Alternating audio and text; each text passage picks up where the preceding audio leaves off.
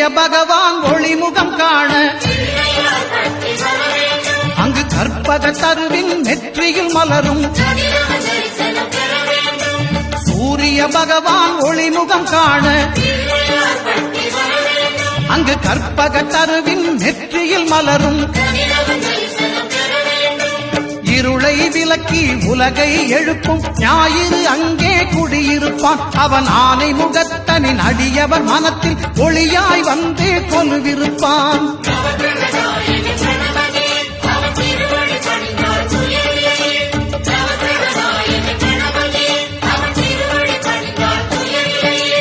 ஒன்பது கோளும் ஒன்றாய் காண அங்கு கற்பகம் என்னும் கடவுளின் மெய்யில்